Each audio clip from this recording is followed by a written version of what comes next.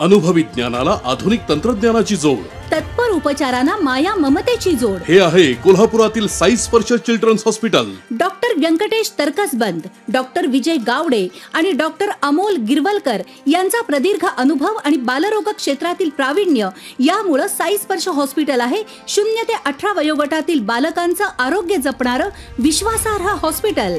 रस्त्यांची दुरावस्था, निषेध व्यक्त करत महापालिकेच्या दरवाजासमोर खोदला खड्डा.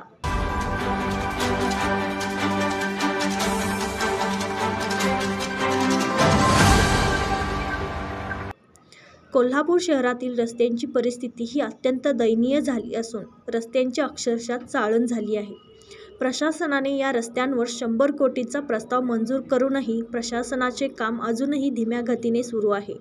याच्या निषेधार्थ आज मानवाधिकारी सहायता संघाच्या वतीने शहर अभियंता नेत्रदीप सरनोबत यांना निवेदन देत महापालिकेच्या मुख्य दरवाजासमोर खड्डा खोदण्यात आला.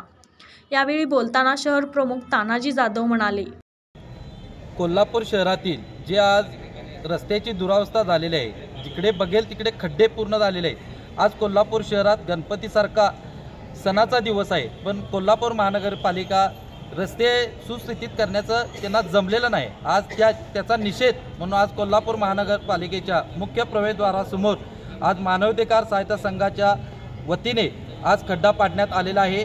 आज कोल्हापूर महापालिकेचे शहर अभियंता यांना आज निवेदन आपण दिलेलं आहे.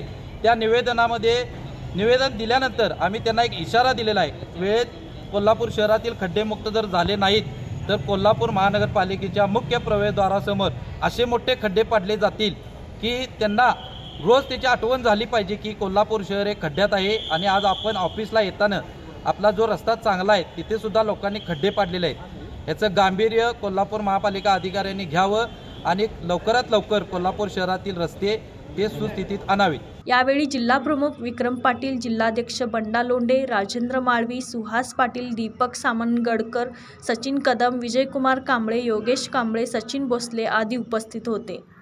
माझा महाराष्ट्र न्यूज कोल्हापूर.